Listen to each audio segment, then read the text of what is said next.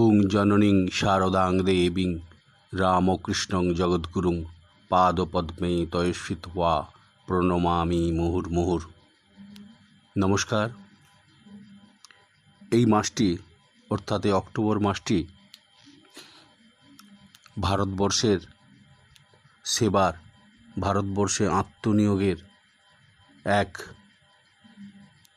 মহিষী নারীর জীবন কাহিনীর সাথে যুক্ত এই অক্টোবর মাস। আমি যার কথা বলছি তাকে হয়তো আমাদের কারোরই চোখে দেখা সম্ভব হয়নি, কিন্তু তার কীর্তি ভারতবর্ষের মানুষের জন্য, ভারতবর্ষের সেবার জন্য, ভারতবর্ষের জীবন মর্মবাণীতে যিনি আজ একত্রীভূত হয়ে রয়েছেন, তার নাম মার্গারেট নোবেল তথা ভারতবর্ষের ভগিনী নিবেদিতা। স্বামী বিবেকানন্দের দেয়া নাম ভারত দুহিতা, ভারত কন্যা, ভারত সেবিকা। বান্ধবী হয়ে ভারতবর্ষে 12টি বছর কাটিয়েছিলেন ভগিনী নিবেদিতা। তার কথাই বলছিলাম। এই অক্টোবর মাসটি তার জন্ম মাস এবং তার মহাপ্রয়াণেরও মাস। মার্গারেট নোবেল সুদূর আয়ারল্যান্ডে জন্মগ্রহণ করেছিলেন 1867 খ্রিস্টাব্দের 28শে অক্টোবর। তাই তিনি আয়ারল্যান্ডের মহিলা তথা আয়ারল্যান্ডের কন্যা, কিন্তু ভগিনী নিবেদিতা জন্মগ্রহণ করেছিলেন ভারতবর্ষে। অর্থাৎ 28শে জানুয়ারি স্বামী বিবেকানন্দ, যাকে আহ্বান জানিয়ে ভারতবর্ষে এনেছিলেন 1898 খ্রিস্টাব্দের 28শে জানুয়ারি, সেই দিন থেকে দীর্ঘ 12টি বছর, মাঝে হয়তো প্রথমে 1.5 বছর কাটাবার পরে উনি 1899 খ্রিস্টাব্দের 20শে জুন স্বামীজির সাথে আবার পাশ্চাত্যে চলে যান। মাত্র 1.5 বছর যেসব কাহিনীগুলি তার জীবনের সাথে জড়িয়ে রয়েছে, সেখানে ভারতবর্ষের নারী শিক্ষার জন্য স্কুল প্রতিষ্ঠা, প্লেগ রোগে নিজের জীবন পণ করে মানুষের বাগবাজার অঞ্চলে, বস্তি অঞ্চলে সেবায় আত্মনিয়োগ করা, তৃতীয় মা সারদা দেবীর এই বিখ্যাত যে মাতৃমূর্তি, বিশ্বময় জগজ্জননীর যে রূপটি, সেটি আবিষ্কার করে ছবির আকারে, ফটোর আকারে আমাদের উপহার দেয়া, তার বাড়িতে বসেই শয্যা থেকে আরম্ভ করে তার বেশভূষা সমস্ত কিছু অলি বুলের অনুরোধে নিজের বাড়িতে 16 নম্বর বোসপার লেনে নিবেদিতা মায়ের যে ছবিটি তুলেছিলেন। আজ ঘরে ঘরে যে মায়ের ছবিটি পূজিত হয়, দেবীর আসনে, পূজার আসনে, ঠাকুরমা স্বামীজির যে পূজার আসন, সেখানে যে মায়ের ফটোটি আজ পূজিত হচ্ছে, সেটি কিন্তু নিবেদিতারই অবদান। অর্থাৎ প্লেগ রোগে আক্রান্ত মানুষের সেবায় আত্মনিয়োগ, নারী শিক্ষার জন্য ওই সময়কার প্রথম নারী শিক্ষা ভারতবর্ষে বাগবাজার অঞ্চলে স্বামী বিবেকানন্দের নির্দেশে, যেটি আজ সারদা মিশন নামে, সারদা মিশন সিস্টার্স বালিকা বিদ্যালয়, নিবেদিতা বালিকা বিদ্যালয়, যেটি রয়েছে আজ 100 বছর অতিক্রান্ত হয়েছে, সেই স্কুলটি নিবেদিতার প্রতিষ্ঠিত। মা সারদা দেবী নিজে স্বয়ং ঠাকুরের পুজো করে যে স্কুলটির উদ্বোধন করেছিলেন। সেই স্কুল প্রতিষ্ঠা, প্লেগে আক্রান্ত মানুষের সেবা, তৃতীয় মায়ের ছবি তথা মায়ের ফটোটি তোলার ব্যবস্থা, এবং আরেকটি বিখ্যাত কাণ্ড তিনি ঘটিয়েছিলেন, সেটি হচ্ছে তৎকালীন রামকৃষ্ণ মঠ মিশনের যে প্রথম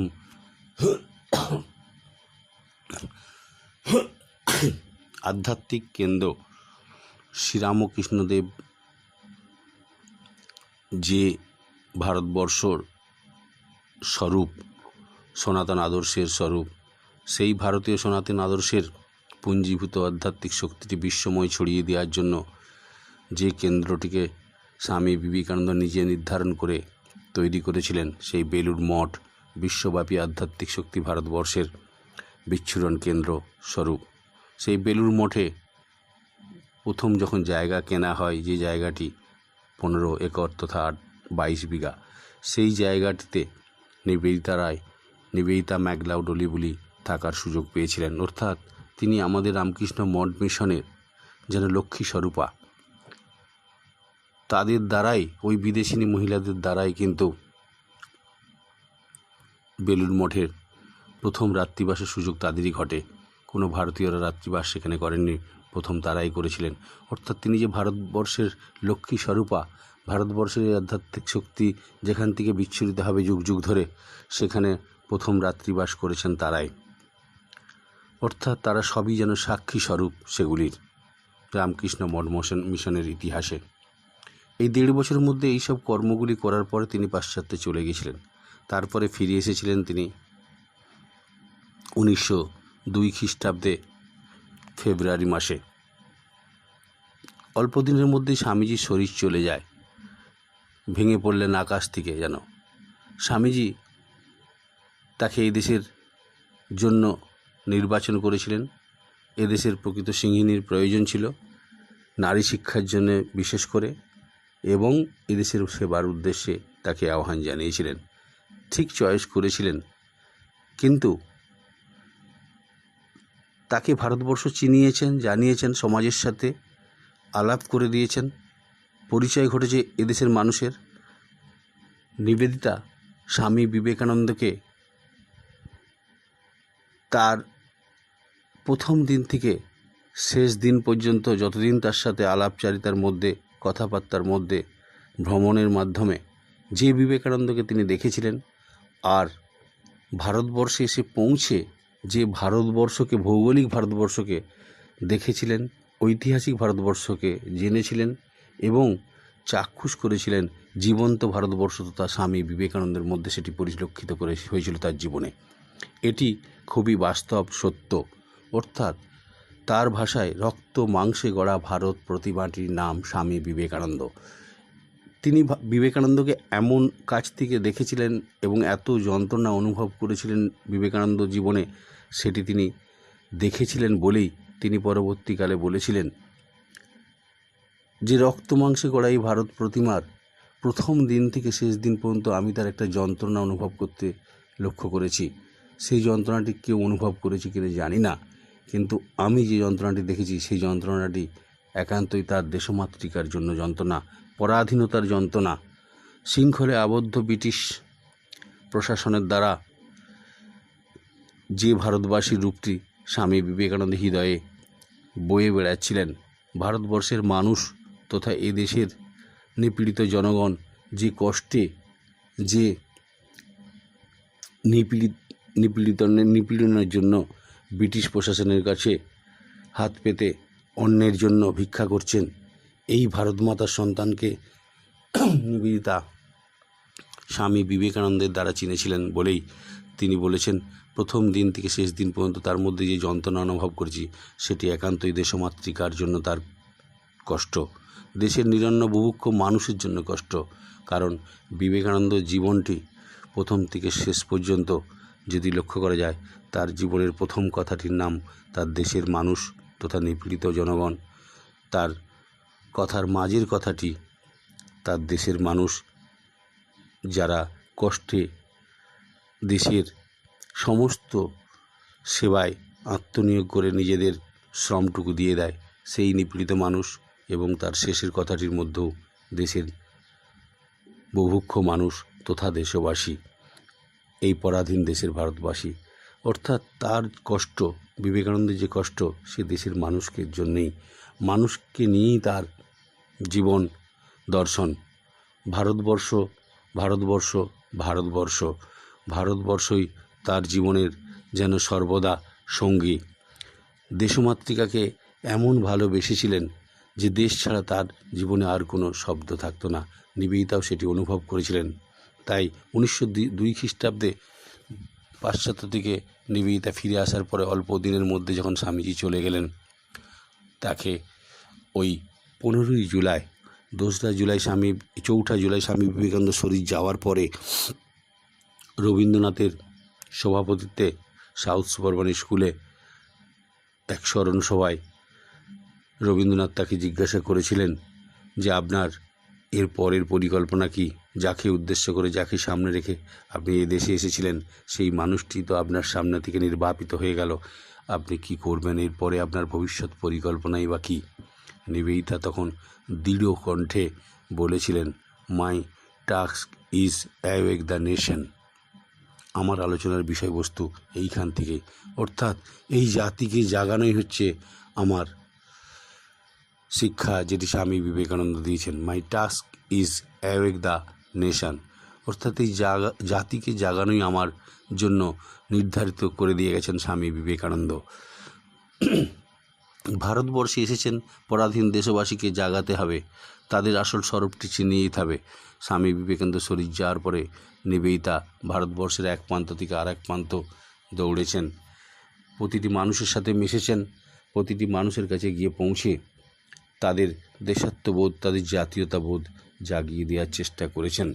নিবেদিতা ভারতবর্ষের মানুষকে চিনেছেন স্বামী বিবেকানন্দের মাধ্যমে নয়, নিজে চাক্ষুষ করেছেন এদেশে এসে। নেতাজি সুভাষচন্দ্র বোসের একটি কথা বললে বোধহয় সুন্দর এ প্রসঙ্গে আলোচনাটি জমে উঠবে।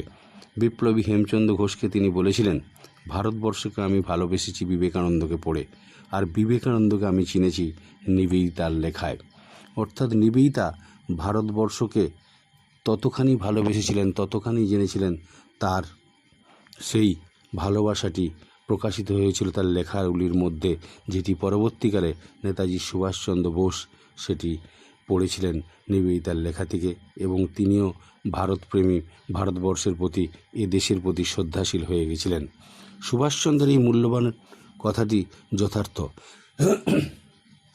সত্যিই নিবেদিতা না থাকলে বিবেকানন্দকে চিন্তা ও ব্যক্তিত্বের অনেক দিকই অনাবিষ্কৃত থেকে যেত।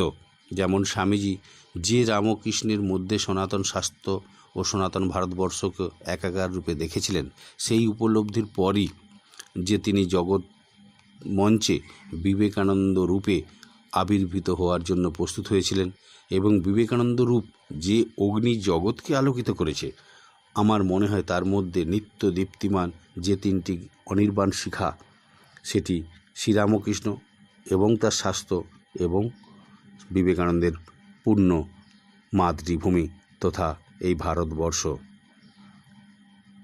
এ আমরা নিবেদিতার ব্যাখ্যা থেকেই পেয়ে থাকি। স্বামীজি নিবেদিতাকে সেই ভারতবর্ষে পৌঁছেছিলেন যে ভারতবর্ষের একদম আত্মার কাছে নিবেদিতাকে পৌঁছে দিতে পেরেছিলেন। কখনো জাহাজের ডেকে বসে, কখনো তার চিঠির মাধ্যমে, কখনো ভারত ভ্রমণকালে নিবেদিতাকে সেই ভারতবর্ষের সন্ধানটি দিয়েছিলেন বলেই রবীন্দ্রনাথ নিজে বলেছেন, ভারতবর্ষের জনসাধারণ যদি একটিমাত্র শিশু হতো, তবে তিনি তাকে নিজের কোলের উপর রেখে নিজের জীবন দিয়ে মানুষ করতে পারতেন। নিবেদিতা সম্পর্কে এর থেকে বড় কথা বোধহয় আরও হতে পারে না।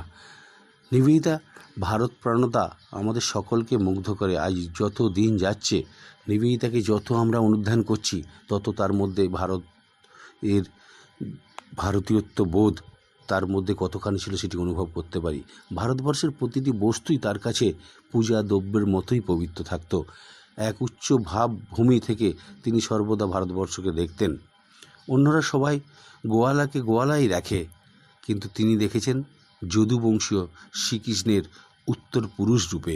কি সম্ভ্রমপূর্ণ আচরণ তার বাড়িতে দুধ দিতে আসা গোয়ালিটির প্রতি। এগুলি তাকে না দেখলে, তার লেখার মধ্যে না গেলে, বা তার সমসাময়িক যারা প্রতিবেশী ছিলেন তাদের কথাগুলি না শুনলে সেগুলি যেটা বোঝা যায় না। তাই বোধহয় রাষ্ট্রগুরু সুরেন্দ্রনাথ বন্দ্যোপাধ্যায় বলেছিলেন, নিবেদিতাকে দেখে মনে হতো যেন প্রাচীনকালের কোনো ঋষির মুক্ত আত্মা। এর পাশ্চাত্যে দেহে পুনর্জন্ম গ্রহণ করেছিলেন তিনি, যাতে পাশ্চাত্যের জীবন শক্তিতে বলীয়ান হয়ে ইনি পুরাতন ভারতবাসীর ভালোবাসার চেনা জায়গাটিতে ফিরে আসতে পারেন। অর্থাৎ পাশ্চাত্যে জন্মগ্রহণকারী শক্তিশালী পুরুষগুলি, মহিলাগুলির মতো তার যে মানসিক শক্তি, সেটি অর্জন করার জন্যই বোধহয় তিনি পাশ্চাত্যে জন্মগ্রহণ করেছিলেন। কিন্তু উদ্দেশ্য ভারতবর্ষের আত্মার মধ্যেই তার জীবন বা প্রবাহটি লুকিয়ে রয়েছে। তার জীবন আত্মাটি লুকিয়ে রয়েছে সেটি কিন্তু ভারতবর্ষের। তাই তার ভারতবর্ষটি চির ভালোবাসার চির পরিচিত জায়গা। তার সেবার উদ্দেশ্যেই তাকে আসতে হবে, কিন্তু শক্তিটি ভারতবর্ষের ম্যাড়ম্যাড়ে বা ভারতবর্ষের মিয়ে শক্তি নিয়ে ভারতবর্ষের সেবা করা যাবে না। তাই তিনি পাশ্চাত্যে জন্মগ্রহণ করেছিলেন, পাশ্চাত্যের শক্তিতে বলীয়ান হয়েছেন। ভারতবর্ষের আত্মা, কিন্তু তার শক্তিটি প্রয়োজন ছিল পাশ্চাত্যের মতো দাম্ভিক নির্ভীক। সেই শক্তিটি সঞ্চয় করেছেন পাশ্চাত্যে জন্মগ্রহণ করে। সেই শক্তিটি নিয়ে তিনি এদেশে এসেছিলেন, তথা তার ভালোবাসার জায়গায়, পুরাতন ভালোবাসার চেনা জায়গাটিতে ফিরে এসেছেন তার সেবার জন্য। এখানকার জনগণের সেবা করতে পারবেন তিনি, তাই তিনি ওই পাশ্চাত্যে জন্মগ্রহণ করেছিলেন শক্তিটি সঞ্চয় করার জন্যেই। সুরেন্দ্রনাথ গঙ্গোপাধ্যায় আরও বলেছেন, তার রচনাবলীর প্রতিটি সত্ত্বে ভারতীয় মনকে গ্রহণ ও ধারণ করার কী না অপূর্ব ক্ষমতা। ভারতের প্রতি প্রেম তাকে দিয়েছিল ভারত বিষয়ে অদ্ভুত অন্তর্দৃষ্টি। এটি ভাবা যায় না। নিবেদিতার এই ভারত দৃষ্টি, ভারত প্রেম এবং ভারত অনুধানের অঞ্জন অবশ্যই তার গুরুদেবের আঁকা। এটি কিন্তু সবসময় মনে রাখতে হবে। কিন্তু তাহলেও আশ্চর্যের কথা, নিবেদিতা অসাধারণভাবে স্বামীজির শিক্ষাটিকে গ্রহণ করেছেন ঠিকই, কিন্তু সেগুলিকে সব মিলিয়ে নিয়েছেন ভারতবর্ষে এসে, ভারতবর্ষের মানুষের সাথে মিশে, ভারতবর্ষের সেবায় আত্মনিয়োগের ফলেই সেগুলি সম্ভব হয়েছিল। ভগিনী খ্রিশ্চিন পরবর্তীকালে এদেশে এসেছিলেন, আমরা জানি। তিনি এসে নিবেদিতার সাথে, যদিও স্বামী বিবেকানন্দের সাথে নিবেদিতার অনেক আগেই ভগিনী খ্রিশ্চিনের আলাপ হয়। সেই ভগিনী খ্রিশ্চিনের সুপ্ত বাসনা ছিল ভারতবর্ষের মানুষের সেবা করার উদ্দেশ্যে। বারবার নিবেদিতার আগে থেকেই তিনি চিঠি লিখছেন এদেশে আসবেন, কিন্তু নিবেদিতার অনেক পরে তিনি এসেছিলেন। তিনি এক জায়গায় লিখেছেন, তিনিও ভারতবর্ষের সেবায় নিবেদিতার সাথে সহযোগী হিসেবে কাজ করেছিলেন। পরবর্তীকালে নিবেদিতার অসমাপ্ত কাজকে তিনি সম্পূর্ণ করেছিলেন সেই ভগিনী খ্রিশ্চিন। তিনি এক জায়গায় লিখছেন, স্বামীজির মধ্যে ছিল অপরের মধ্যে ভারত প্রেম সঞ্চারের অমোঘ জাদুকাঠি। তিনি যখন তার অপূর্ব কণ্ঠে ইন্ডিয়া শব্দটি উচ্চারণ করতেন, তখনই তা শ্রোতার অন্তরে ভারত প্রেমের সঞ্চার করত। কারণ সেটি শুধু উচ্চারণ মাত্র থাকতো না, ওই শব্দটির মধ্যে দিয়ে প্রকাশিত হতো ভারতের প্রতি তার গভীর ভালোবাসা, গর্ব, বিরহ, দেশে ফেরার ব্যাকুলতা এবং বহুবিধ ভাব, যা ভারত সম্পর্কীয় একটি পূর্ণ গ্রন্থ লিখেও মানুষ প্রকাশ করতে পারে না। সিস্টার খ্রিস্টিন আরও লিখেছেন, তারপর থেকে তাদের কাছে ভারতের সব কিছু আগ্রহের বস্তু হয়ে উঠত, সব কিছু জীবন্ত হয়ে উঠত। ভারতবর্ষের জনগণ, ভারতবর্ষের ইতিহাস, ভারতবর্ষের শিল্প, ভারতবর্ষের সংস্কৃতি, স্থাপত্য, আচার ব্যবহার, নদী, পর্বত, উপত্যকা, সমভূমি এবং তার শিক্ষা, সংস্কৃতি, ধর্ম, ধারণা। নিবেদিতারও তাই হয়েছিল। অর্থাৎ স্বামীজির সঙ্গে ভারত দর্শন করতে করতে ভারতবর্ষের সব কিছু তার কাছে স্বতন্ত্র তাৎপর্যপূর্ণ এক আত্মপ্রকাশ করেছিল নিবেদিতার কাছে। নিবেদিতার কাছেই ভারতবর্ষের স্বামীজি পরবর্তীকালে একবার বলেছিলেন, আমি ঘনীভূত Bharatvarsha, I am condensed India. শুধু এই ভ্রমণকালে নয়, যতদিন স্বামীজি স্থূল শরীরে ছিলেন, কখনো বেলুড় মঠে গঙ্গার তীরে গাছের তলায়, কখনো বা হিমালয়ের পথে, কখনো বা জাহাজে সমুদ্রবক্ষে, অর্ধেক পৃথিবী পরিক্রমা করতে করতে সেই জীবন্ত ভারতবর্ষের কাছে নিবেদিতা ভারতবর্ষের কথা শুনেছিলেন। তাই তিনি এত ভারতপ্রেমী হয়ে গেছিলেন, ভারতবর্ষের রন্ধে রন্ধে প্রবেশ করতে পেরেছিলেন। সেই ভারতবর্ষ কোনো কুপকুণ্ডুর ভারতবর্ষ নয়, কিন্তু বিশ্ব ইতিহাস, বিশ্ব সভ্যতার অলঙ্কার স্বরূপ এক মহামূল্য ভারতবর্ষ। পদপল্লবে রচিত ভারতবর্ষের মর্মকাহিনী স্বামী বিবেকানন্দ যেটি তার কানের মধ্যে প্রবেশ করে দিয়েছিলেন, হৃদয়ের মধ্যে প্রবেশ করে দিয়েছিলেন, সেই ভারতবর্ষকে নিবেদিতা নিজের দেশ তথা এদেশের মানুষকে নিজের আপন মনে গ্রহণ করতে পেরেছিলেন। তাই তার গুরুর মতোই নিবেদিতারও ভারত দৃষ্টি ক্রমশ ভারত পূজায় পরিণত হয়ে গেছিল। এটি যারা ভারতবর্ষে নিবেদিতার জীবন কাহিনী পড়াশোনা করেন, আলোচনা করেন, তারা মাত্রই এগুলি অনুভব করেন। স্বামীজি সম্পর্কে নিবেদিতা বলতেন, he was no politician, he was the greatest of nationalist. সত্যি তিনি যদি জাতীয়ভাবে তিনি রাজনৈতিক ব্যক্তিত্ব ছিলেন না, কিন্তু শ্রেষ্ঠ জাতীয়তাবাদী ছিলেন, এটা মানতেই হবে। এদেশকে ভালোবাসা, এই জাতিকে ভালোবাসা স্বামী বিবেকানন্দের মতোই নিবেদিতারও রন্ধে রন্ধে প্রবেশ করে গেছিল। নিবেদিতা সম্পর্কে ওই একই কথা প্রযোজ্য। তিনিও রাজনৈতিক ব্যক্তি ছিলেন না ঠিকই, কিন্তু বাধ্য হয়ে রাজনীতিতে জড়িয়ে গেছিলেন, তখন ভারতবর্ষ কি তার ধ্যান জ্ঞান করে ভারতবর্ষের মানুষকে সেবা করার উদ্দেশ্যেই এই পরাধীনতাকেও তার শৃঙ্খলকে মোচন করার জন্যই ঝাঁপিয়ে পড়েছিলেন। সেটি কিন্তু ভারতবর্ষের প্রতি তার জাতীয়তা বোধ ছিল বলেই তাই তিনি সেটি করেছিলেন এবং ঝাঁপিয়ে পড়েছিলেন।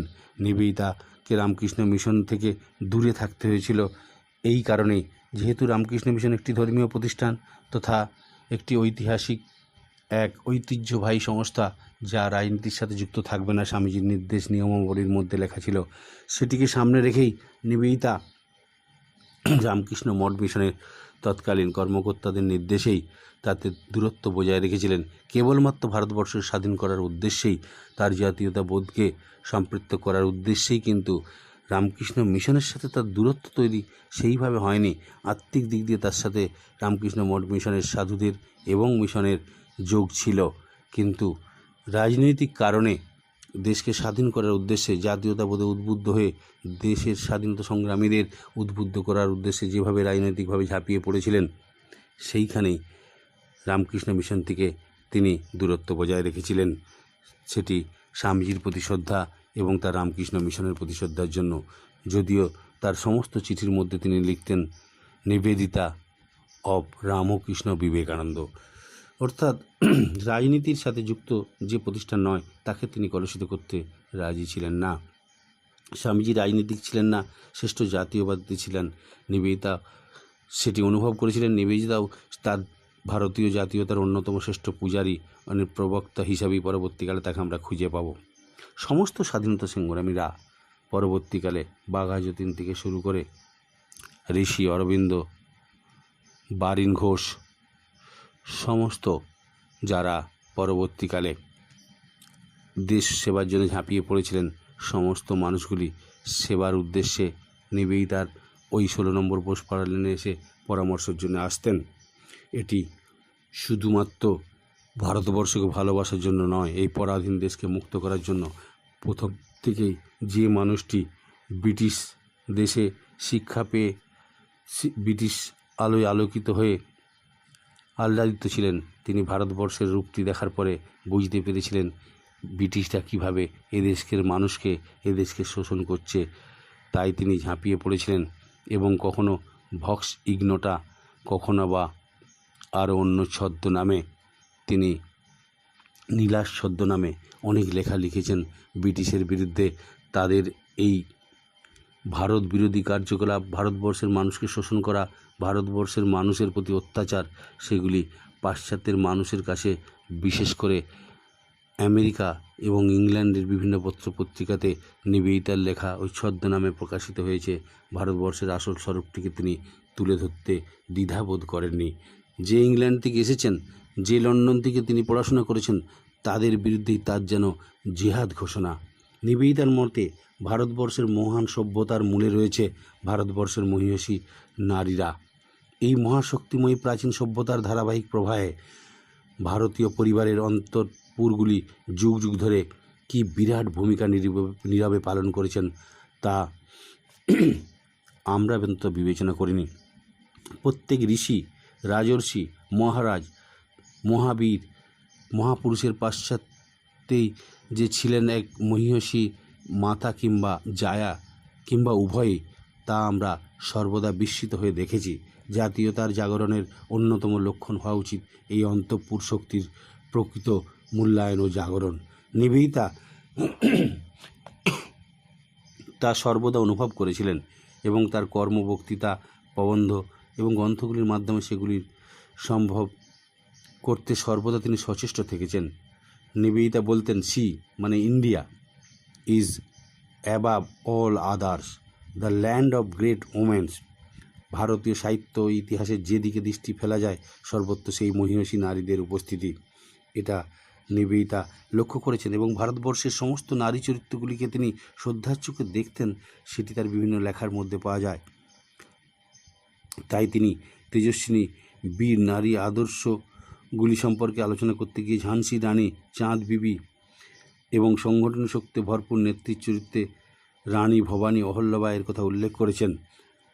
সতী, সাবিত্রী, সীতা, কুমারী ভাবগুলি তিনি তুলে ধরেছেন এবং আদর্শ উমা চরিত্রকে তুলে ধরেছেন আদর্শের পরাকাষ্ঠা রূপে।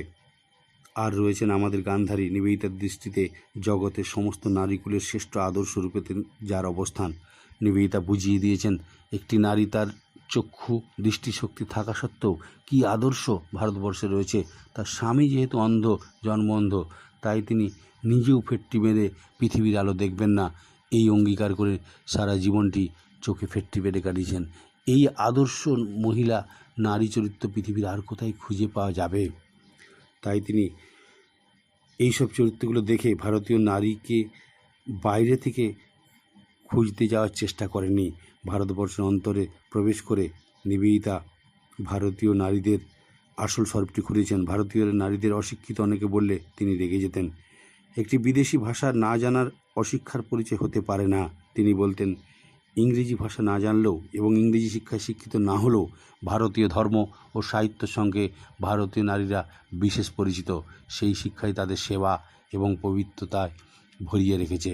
এই চরিত্রগুলি নিবেদিতা আবিষ্কার করেছিলেন ভারতীয়দের মধ্য থেকে, এই মহিষী নারী চরিত্রগুলির মধ্য থেকে।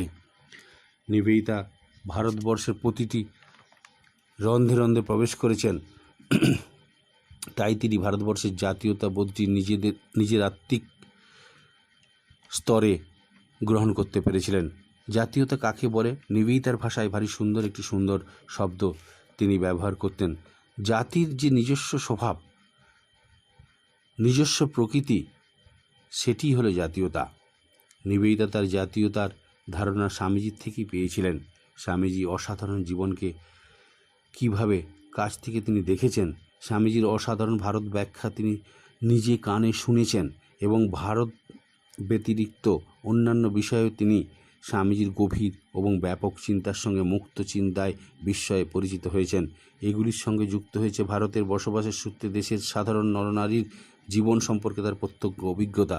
এই সবগুলি উপাদান নিয়েই গড়ে উঠেছিল ভারতীয় জাতীয়তা সম্পর্কে নিবেদিতার ধারণা। নিবেদিতা বলছেন, স্বামীজি জাতীয়তা বা ন্যাশনালিটি শব্দটি ব্যবহার করেননি। এক জায়গায় তিনি এটি লিখেছেন, কিন্তু তা সত্ত্বেও তিনি ভারতীয় জাতীয়তার জীবন্ত প্রতিমূর্ত হয়ে উঠেছিলেন। ঠিক যেভাবে কোনো শাস্ত্র না পড়েও শ্রীরামকৃষ্ণ শাস্ত্রের জীবন্ত প্রতিচ্ছবি হয়েছিলেন, ঠিক স্বামীজিও তাই। নিবেদিতার এই ব্যাখ্যা অবশ্যই সঠিক। স্বামীজি যখন বারবার বলতেন, ধর্মই ভারতবর্ষের প্রাণ, দেশের বিক্ষিপ্ত আধ্যাত্মিক শক্তির সংহতির মাধ্যমেই জাতীয় সংহতি সম্ভব, দেশকে শুধু ভালোবাসলেই হবে না, দেশপ্রেমকেই নিয়ে যেতে হবে পূজার পর্যায়ে। শিক্ষা মানেই ধর্মকেন্দ্রিক শিক্ষা। ভারতবর্ষের শক্তি তার অন্তর্জগতে, সেই শক্তি যুগ যুগ ধরে তাকে অজেয় করে রেখেছে। তখন সেই কথাগুলির মধ্যেই নিবেদিতা পরবর্তীকালে যে জাতীয়তার ধারক ও বাহক রূপে প্রচারক হয়েছিলেন, তার সার রূপটি আমরা খুঁজে পাব। স্বামীজি বারবার বলেছেন, man making is my mission. মানুষ চায় আর সব হয়ে যাবে। নিবেদিতা বলেছেন, মানুষ চাই বলতে স্বামীজি চেয়েছিলেন জাতীয়ভাবে সম্পৃক্ত মানুষের কথা।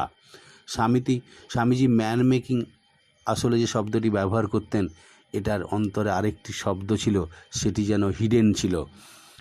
স্বামীজি বলতে চেয়েছিলেন ন্যাশনাল ম্যান মেকিং, অর্থাৎ জাতীয়ভাবে মানুষ তৈরি।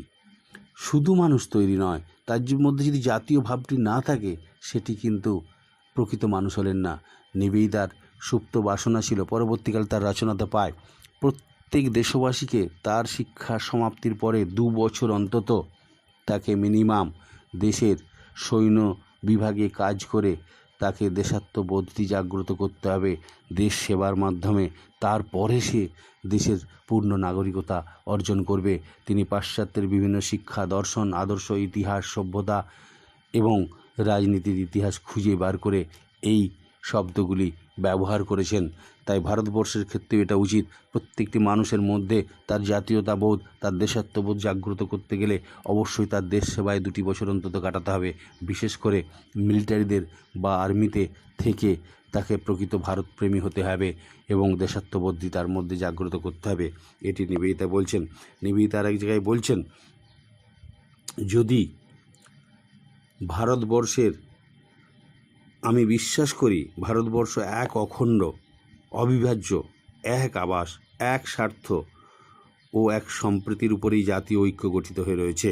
বেদ উপনিষদের মধ্যে যে শক্তি বাগ্ময় হয়ে রয়েছে, একসময় বাগ্ময় হয়ে উঠেছিল, যে শক্তির প্রকাশে গড়ে উঠেছিল ধর্ম ও সাম্রাজ্য গড়ে, যে শক্তি আত্মপ্রকাশ করেছে পণ্ডিতদের বিদ্যাচর্চায় এবং মহাপুরুষদের ধ্যানে, আমি বিশ্বাস করি সেই শক্তি আর একবার আমাদের মধ্যে উদ্ভূত হয়েছে।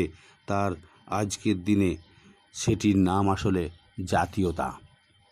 প্রশ্ন হলো, নিবেদিতা কি সমগ্র রামকৃষ্ণ বিবেকানন্দ ভাবাদর্শকেই জাতীয়তা নামে প্রকাশ করতে চাইছেন? এইখানে একটি প্রশ্ন। নিবেদিতার জীবন সমগ্রের মধ্যে, তার আদর্শের মধ্যে, বিশ্বাসের মধ্যে, তার খুঁজে পাওয়া ভারতীয় ভাবটির মধ্যে তিনি প্রকাশ করেছেন তার কাছে জাতীয়তা, দেশাত্মবোধ বলতে সমগ্র রামকৃষ্ণ বিবেকানন্দ ভাবধারাটি তিনি বোঝাতে চেয়েছেন। আমার মনে হয় এটি হয়তো পুরোপুরি আবিধানিক দৃষ্টিতে বা অভিধানগত দৃষ্টিতে খুঁজে পাওয়া যাবে না নিবেদিতার লেখনের মধ্যে, কিন্তু তার ভাবনার মধ্যে, চিন্তার মধ্যে, তার লেখনীর বিভিন্ন ছত্রছত্রে এই ভাবটিই কিন্তু প্রকাশিত হয়েছে। নিবেদিতা সমগ্র রামকৃষ্ণ বিবেকানন্দ ভাবধারাটিকেই যেন জাতীয়তা নামক শব্দটির দ্বারা অভিহিত করতে চাইছেন, সম্ভবত তাই আমার মনে হয়। নিবেদিতা বলছেন, বিবেকানন্দ তার গুরু শ্রীরামকৃষ্ণের মধ্যে কি দেখেছেন? সনাতন শাস্ত্র এবং মাতৃভূমিকে। এবং বিবেকানন্দ স্বয়ং রামকৃষ্ণ এবং সনাতন শাস্ত্র এবং মাতৃভূমি ভারতবর্ষের অনুক্ষণ প্রকাশ মাত্র। নিবেদিতা বলেছেন, একটি অখণ্ড সত্তার আবির্ভাব হয়েছে যার নাম রামকৃষ্ণ বিবেকানন্দ। দুটি আলাদা শব্দ নয়, একটি অখণ্ড সত্তা, সেটি একভাবে দুটি নাম, দুটি সত্তাকে একত্রিতভাবে একভাবে, এক ভাষায়, এক চিন্তায় প্রকাশের নাম রামকৃষ্ণ বিবেকানন্দ ভাবধারা। নিবেদিতা বলেছেন, শ্রীরামকৃষ্ণ এবং স্বামীজি এ দুটি জীবনই ভারতবর্ষের অখণ্ড সত্য। এই দুই মহাজীবনের মধ্যেই সমগ্র ভারতবর্ষটা লুকিয়ে রয়েছে। ভারতবর্ষের ঐক্য রয়েছে। ভারতবর্ষ এই দুই মহাপুরুষকেই হৃদয়ে ধারণ করবে, এটি আমাদের প্রয়োজন। এটি নিবেদিতার কথা। নিবেদিতা এক জায়গায় বলছেন, আমি বিশ্বাস করি ভারতবর্ষের বর্তমান এবং তার অতীতের গভীরে দৃঢ়বদ্ধ এবং তার সামনে জ্বলজ্বল করছে গৌরবময় ভবিষ্যৎ। হে জাতীয়তা, তুমি আমার কাছে সুখে দুঃখে, মানে অভিমানে, যে কোনো রূপে ইচ্ছা হয় তুমি এসো, কেবল আমাকে তোমার করে নাও। দেখুন ভারতবর্ষের জাতীয়তা সম্পর্কে তার কি গভীর আত্মবিশ্বাস, কি চিন্তা, কি শ্রদ্ধা। তিনি বলছেন, তুমি আমার কাছে সুখে দুঃখে, হে জাতীয়তা, তুমি আমার কাছে সুখে দুঃখে, মানে অভিমানে, যে কোনো রূপে এসো, কেবলমাত্র আমাকে তোমার করে নাও। এই জাতীয়তার জাগরণের জন্য নিবেদিতা ভারতবর্ষের প্রতিটি মানুষের কাছে নাগরিক চেতনা এবং সিভিক্স আইডিয়ালকে উন্মেষণ করতে চেয়েছিলেন। আমরা যদি national idea, civics ideal and Indian nationality নিবেদিতার বিখ্যাত গ্রন্থটি পড়ি, সেখানে থেকে প্রতি ছত্রে রয়েছে প্রতিটি পুরুষ, প্রতিটি নারী, প্রতিটি কিশোর কিশোরী, যুবক যুবতী মনে করবে আমার জীবন অত্যন্ত গুরুত্বপূর্ণ ঠিকই, কিন্তু সেটি আমার জন্য নয়, সমাজের জন্য, দেশের জন্য। স্বামীজিও এই আদর্শকে ইঙ্গিত দিয়েছেন। এটি যেন স্বামীজির কাছ থেকেই পাওয়া, ধার করা শব্দটি নিবেদিতা ব্যবহার করছেন। স্বামীজি তাই বলতেন, ভুলিও না তুমি জন্ম হইতে মায়ের জন্য বলি প্রদত্ত, ভুলিও না তোমার সমাজ এই বিরাট মহামায়ার ছায়া মাত্র। নিবেদিতা যেন সেই আদর্শটিকে সামনে রেখে স্বামীজি শরীর যাওয়ার পর থেকে তিনি দেশময় ছড়িয়ে দিয়েছিলেন সেই ভাবনাটিকে। নাগরিক কর্তব্যবোধ থেকেই আসবে জাতীয়তাবোধ। এই রকম ব্যবহার এবং জাতীয়তাবোধ কিভাবে আসতে পারে, জাতীয়তাবোধটি কেন প্রয়োজন, নিবেদিতা সুন্দরভাবে the civics ideal and Indian nationality গ্রন্থের মধ্যে ছত্রে সেগুলি প্রকাশ করেছেন। তিনি লিখছেন, নাগরিক কর্তব্যবোধ থেকেই আসবে জাতীয়তাবোধ। নিবেদিতা তার ওই প্রবন্ধের মধ্যে সুন্দরভাবে সেগুলি প্রকাশ করেছেন। তিনি বলছেন, জাতীয়তার মূল উপাদান হলো নাগরিক চেতনা এবং নাগরিক কর্তব্যবোধ, এবং নাগরিক চেতনার সঙ্গে দেশের মানুষ সবচেয়ে সরাসরি যুক্ত চিরকালের জন্য। সেটি তার বাস্তব জীবনে প্রতিটি চলার পথে মানুষকে সেগুলি অনুভব করতে হবে। এটি নিবেদিতার দৃষ্টিতে আমরা তার জাতীয়তাবোধটিকে খুঁজে পাই এই রকমভাবে। নিবেদিতা কোনো নির্দিষ্টভাবে জাতীয়তাবোধটিকে কখনো অন্যের ঘাড়ে চাপিয়ে দেওয়ার কথা বলছেন না। তিনি খুঁজে খুঁজে বার করার চেষ্টা করেছেন কোথায় কোন ভাবনাটির মধ্যে, কোন আদর্শটির মধ্যে, কোন জিনিসটির মধ্যে সত্যিকারের জাতীয়তা ভাবগুলি লুকিয়ে থাকতে পারে। নিবেদিতা ভারতবর্ষের জাতীয় প্রতীক রূপে বজ্রকে গ্রহণ করেছিলেন। এটি কি? বজ্র চিহ্নটিকে যারা আমরা চিনি বা জানি, দেবতাদের প্রার্থনায় দধিচি আত্মত্যাগ করেছিলেন, যাতে তার অস্থি দিয়ে নির্মিত বজ্রে তারা তাদের শত্রু বৃত্রাসুরকে বধ করতে পারে। বজ্র তাই আত্মত্যাগের প্রতীক, সর্বোচ্চ ত্যাগের প্রতীক। ভারতবর্ষে স্বার্থশূন্য মানুষই হচ্ছে বজ্র। নিবেদিতার ভাষায় ভারতীয় জীবনের সার্থকতাও ও স্বার্থশূন্যতায় আত্মত্যাগেই ভারতীয় জীবনের সার্থকতা। হিন্দু বৌদ্ধদের কাছে বজ্র অত্যন্ত পবিত্র, আবার প্রতিমা নয় বলে মুসলমানদের কাছেও বজ্র গ্রহণযোগ্য। নিবেদিতা তাই বজ্রকে জাতীয় প্রতীক হিসাবে দেখতে চেয়েছিলেন। তার পরিকল্পিত জাতীয় পতাকার মধ্যেও নিবেদিতা বজ্র চিহ্নটি দিয়েছিলেন। এখানে উল্লেখযোগ্য, নিবেদিতাই ভারতবর্ষের প্রথম জাতীয় পতাকার পরিকল্পনার পথিকৃৎ। 1905 খ্রিস্টাব্দে আমরা দেখব তিনি তার জাতীয় পতাকাকে রূপ দেন এবং 1906 খ্রিস্টাব্দে জাতীয় কংগ্রেসের বার্ষিক অধিবেশনে ওই পতাকাটি প্রদর্শিত হয়। দীর্ঘদিনকে আমরা জেনে এসেছি মাদাম কামা ভারতবর্ষের জাতীয় পতাকার প্রথম উদ্ভাবক, কিন্তু মাদাম কামা তার পরিকল্পিত জাতীয় পতাকাটি প্রথম উত্তোলন করেছিলেন 22 আগস্ট 1907 খ্রিস্টাব্দে। কাজেই নিবেদিতার 1905 খ্রিস্টাব্দে যে পরিকল্পনাটি ছিল, যেটি তার 1906 খ্রিস্টাব্দে জাতীয় কংগ্রেসের অধিবেশনে দেখিয়েছেন, 1905 খ্রিস্টাব্দের ডিসেম্বর মাসের 8 তারিখে নিবেদিতা ভারতবর্ষের জাতীয় পতাকার প্রথম রূপকার হিসাবে চিহ্নিত হয়ে রয়েছেন। এটি অনেকের হয়তো জানা নেই। কাজেই নিবেদিতা ভারতবর্ষের জাতীয় পতাকার মাদাম কামার আগেও কিন্তু তিনি পরিকল্পনাটি গ্রহণ করেছিলেন। এটি আমরা ইতিহাস থেকে পাই। নিবেদিতা তাই ভারতবর্ষের এই জাতীয় পরিকল্পনার মধ্যে যদি ভারতবর্ষের জাতীয়তাবোধ আদর্শটিকে আমরা সামনে রেখে এগোই, দেখব কিভাবে তিনি ঝাঁপিয়ে পড়েছেন স্বামীজির শরীর যাওয়ার পরে, ভারতবর্ষের এক প্রান্ত থেকে আরেক প্রান্ত ঘুরেছেন। ডেট ওয়াইজ যদি আমি বলতে থাকি, হয়তো সারা দিন ধরে আমরা বলবো, আলোচনা করতে পারি। আপনারাও গভীর আগ্রহের সাথে সেগুলি শুনবেন। এটি একদিনের আলোচনা নয়।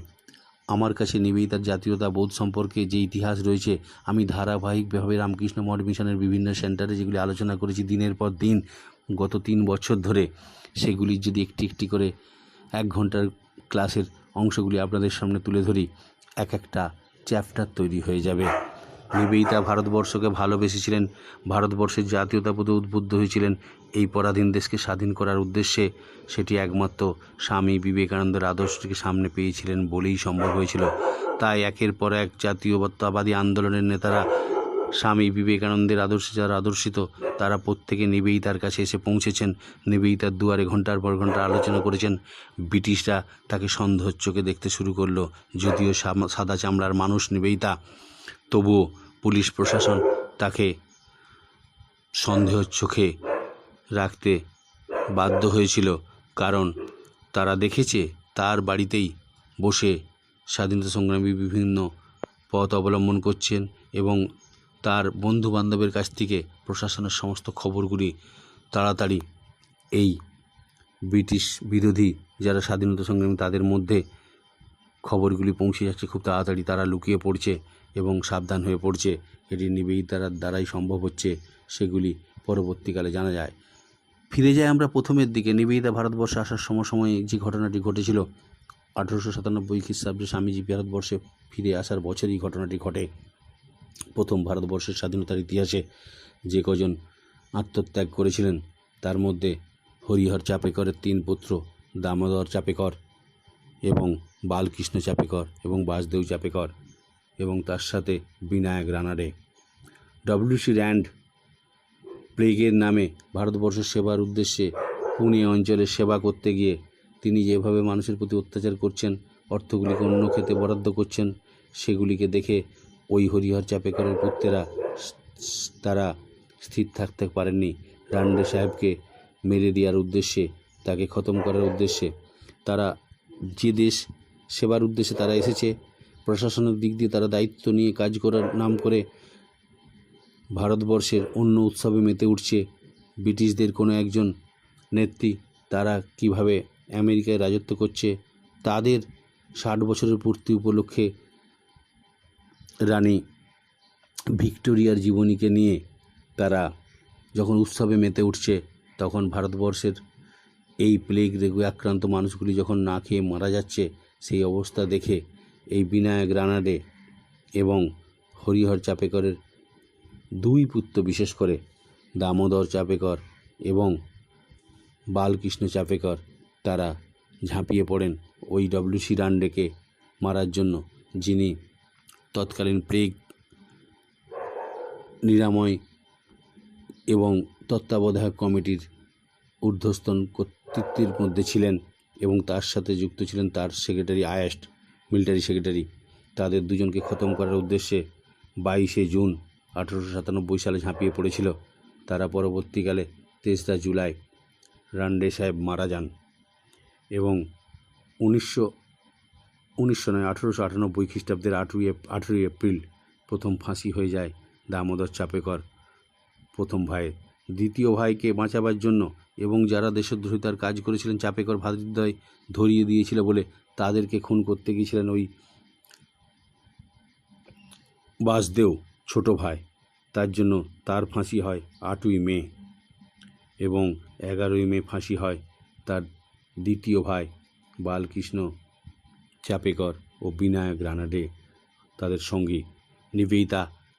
এই একটি পরিবারের 3 ভাই, হরিহর চাপেকরের 3 সন্তান, দামোদর চাপেকর, বালকৃষ্ণ চাপেকর, বাসদেব চাপেকরের মা তার কাছে গিয়ে পৌঁছে গিয়েছিলেন যে কিভাবে তিনি 3টি সন্তানকেই বিসর্জন দিয়েছিলেন দেশসেবায়।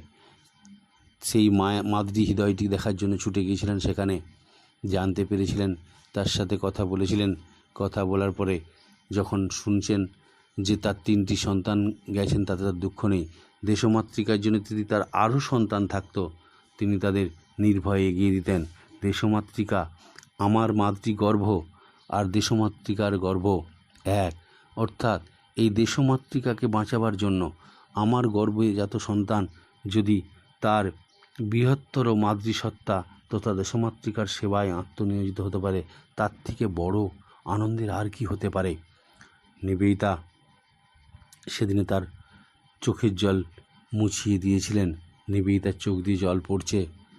ভারত মাতার এরকম মাতৃ হৃদয় আর কতগুলি আছে, নিবেদিতার মনে প্রশ্ন জেগেছিল। অর্থাৎ ভারতবর্ষের এসে থেকে 1898 সালের এইসব ঘটনা দেখার পর থেকেই নিবেদিতা ভারত প্রেম অনেক বেড়ে গিয়েছিল। আমরা দেখব স্বামীজির ছোট ভাই ভূপেন্দ্রনাথ দত্ত, ডক্টর ভূপেন্দ্রনাথ দত্ত যুগান্তর পত্রিকার সম্পাদক নির্বাচিত হন। তিনি জামালপুর অঞ্চলে হিন্দু মুসলমানের কিছু ঘটনা, যেটি ব্রিটিশরা হিন্দু মুসলমানের মধ্যে বিভেদ সৃষ্টি করার জন্য তৈরি করেছিলেন, সেটি সরজমিনে তদন্ত করতে পাঠিয়েছিলেন নিবেদিতা। জামিল লেনে যে যুগান্তরের অফিসটি ছিল, সেই যুগান্তর অফিসে ব্রিটিশ প্রশাসন খুঁজে যুগান্তর পত্রিকার সম্পাদককে অ্যারেস্ট করার জন্য এসেছিলেন। কারণ সেই বছর 1906 খ্রিস্টাব্দ এবং 7 খ্রিস্টাব্দের সময়, ওই সময় যুগান্তর পত্রিকা অফিসে নিবেদিতা সমস্ত লেখার সরঞ্জাম তাদেরকে সরবরাহ করতেন এবং ব্রিটিশের দুর্নীতি, ব্রিটিশের মানুষের প্রতি অত্যাচার, সেগুলিকেও যুগান্তরে তুলে ধরা হতো এবং স্বাধীনতা সংগ্রামীদের মনোবল বাড়াবার জন্য ব্রিটিশ প্রশাসনের বিরোধী সমস্ত ক্রিয়াকলাপগুলি সেই পত্রিকায় স্থান পেত।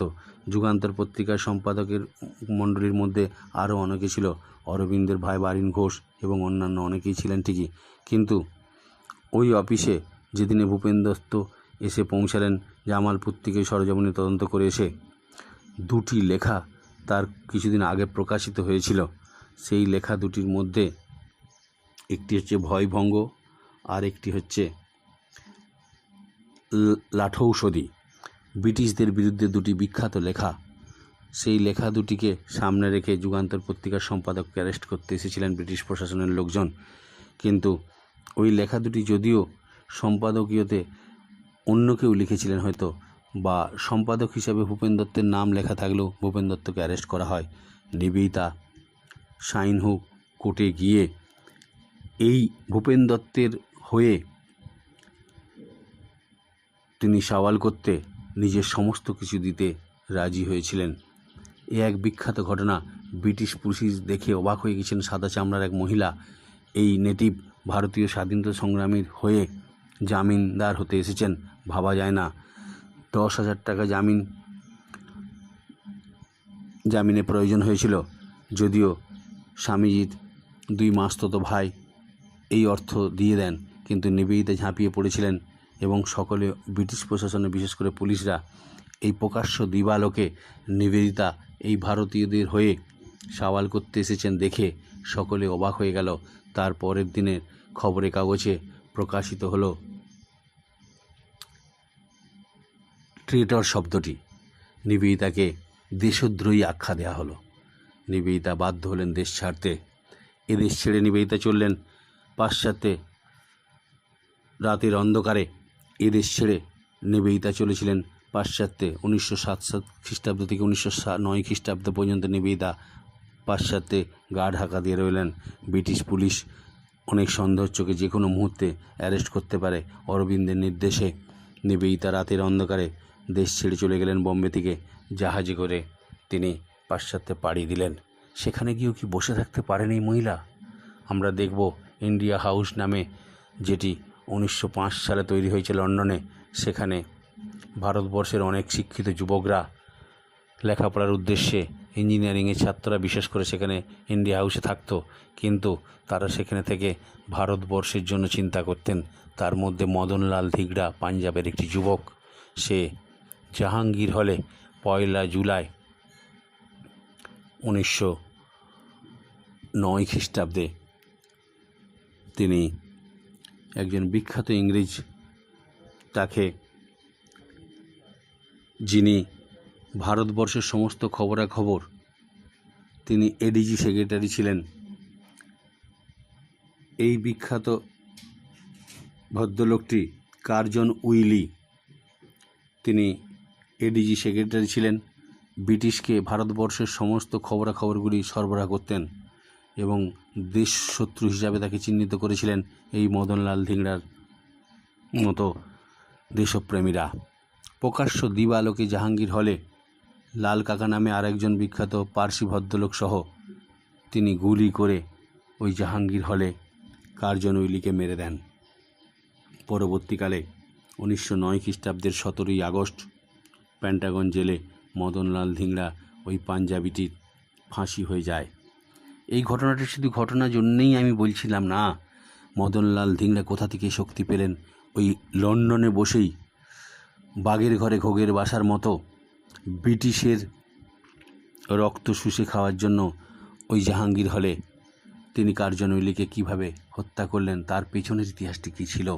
নিবেদিতা ওই 2 বছর জন্য ইংল্যান্ডের, আমেরিকায় বিভিন্ন পত্রপত্রিকাকে নীলাস এবং ভক্স ইগনোটা এইসব ছদ্মনামে যেসব কথাগুলি লিখছিলেন এবং বিভিন্ন বক্তৃতাগুলি দিচ্ছিলেন, সাভারকারের মতো মানুষ তখন পাশ্চাত্যে রয়েছেন, তার বক্তৃতা শুনছেন মদনলাল ধিগড়া। নিবেদিতার লেকচার, নিবেদিতার লেখা এবং সাভারকারের বক্তৃতা মদনলাল ধিগড়াকে পৌঁছে দিয়েছিল কার্জন উইলি হত্যাকারী রূপে। অর্থাৎ নিবেদিতা ভারতবর্ষের জাতীয় জাগরণের ইতিহাসে এক সত্তা শুধু নয়, একটি পরিপূর্ণ রূপ। এ বিষয়ে আলোচনা শেষ করা যায় না। নিবেদিতা ওই পাশ্চাত্য থেকেই ক্ষুদিরাম প্রফুল্ল চাকির মৃত্যু খবর পেয়েছেন এবং খবর পেয়েছেন কানাইলালের মৃত্যু খবর। 1908 খ্রিস্টাব্দে ক্ষুদিরামের ফাঁসি হয় আমরা জানি 11ই আগস্ট। তিনি সেখানে বসে চিন্তা করেছিলেন, কারণ ক্ষুদিরাম এবং প্রফুল্ল চাকি কিংসফোর্ড সাহেবকে হত্যা করার জন্য যে বোমাগুলি নিয়ে গিয়েছিলেন, সে বোমা যে নিবেদিতারই পরামর্শে প্রেসিডেন্সিতে জগদীশচন্দ্র বোস এবং প্রফুল্ল রায়ের ল্যাবরেটরিতে তৈরি হয়েছিল এবং তারকেশ্বর চক্রবর্তী নামে একজন মানুষ এই বোম পরীক্ষা করতে গিয়ে তাতে মারা যায়। তার শক্তি পরীক্ষা করার জন্য ব্রিটিশ প্রশাসনকে চোখে ধুলো দিয়ে প্রেসিডেন্সি কলেজের বিজ্ঞান গবেষণাগারে প্রফুল্ল রায় এবং জগদীশচন্দ্র বসুর ল্যাবরেটরিতে বসে যে বোম তৈরির ফর্মুলা নিবেদিতার দ্বারা পরিষ্কৃত হয়েছিল, সেটির ইতিহাস অনেকে আমরা জানি না। চলে গিয়েছিলেন আর একজন মানুষ হেমচন্দ্র কাননগো, যিনি নিবেদিতার ছায়া সঙ্গীর মতো নিবেদিতার সাথে ঘুরে বেড়াতেন।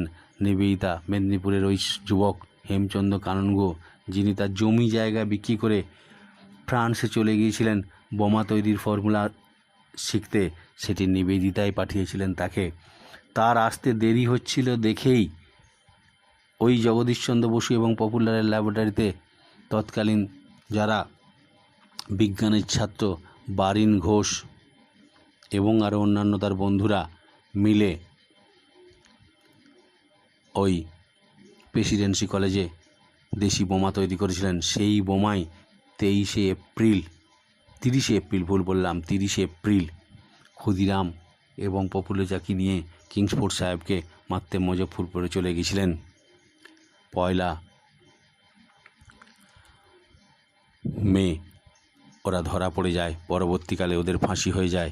নিবেদিতা যেসব কাজগুলি করে গেছেন ভারতবর্ষের স্বাধীনতার ইতিহাসে, জাগ্রত ভারতবর্ষের স্বাধীনতা ইতিহাসের যারা স্বাধীনতা সংগ্রামী, তারা প্রত্যেকেই কেউ বা প্রত্যক্ষভাবে কেউ বা পরোক্ষভাবে এই ভগিনী নিবেদিতার দ্বারা উদ্বুদ্ধ হয়ে ভারতবর্ষ স্বাধীন করার উদ্দেশ্যেই জীবনপণ করেছিলেন। এটি নিবেদিতার দ্বারা যদি পেছন থেকে সাপোর্ট না হতো, এইভাবে ভারতীয় স্বাধীনতা সংগ্রামীরা দেশ উদ্ধারের জন্য ঝাঁপিয়ে পড়তেন না। নিবেদিতার অবদান বলে শেষ করা যাবে না। একটি কথা বলে শেষ করব, সেটি হচ্ছে ভারতবর্ষ, স্বাধীন ভারতবর্ষ, সংস্কৃতির ভারতবর্ষ, সভ্যতার ভারতবর্ষ, শিল্পের ভারতবর্ষ, সাহিত্যের ভারতবর্ষ, বিজ্ঞানের ভারতবর্ষ, এই জাতীয়তাবোধের ভারতবর্ষ যতদিন বেঁচে থাকবে, আমরা ভারতীয়রা যতদিন এই ইতিহাস পড়ে নিজেদের সমৃদ্ধ মনে করব, দেশের মানুষ বলে গর্বিত মনে করব, সেখানে নিবেদিতা যুগ যুগ ধরে দেবীর আসনে ভারত মাতার পাশেই তিনি চির পূজিত হতে থাকবেন। এই কটি কথা বলে সকলের প্রতি আমি শ্রদ্ধাপূর্ণ নমস্কার জানিয়ে নিবেদিতার কথা দিয়ে শেষ করি। ওং অসতো মা সদ্গময় তমসো মা জ্যোতির্গময় মৃত্যুর মা অমৃতম গময় আবিরাবি এধি। ওং শান্তি শান্তি শান্তি। হরি ওং তৎসৎ। শ্রীরামকৃষ্ণার্পণমস্তু।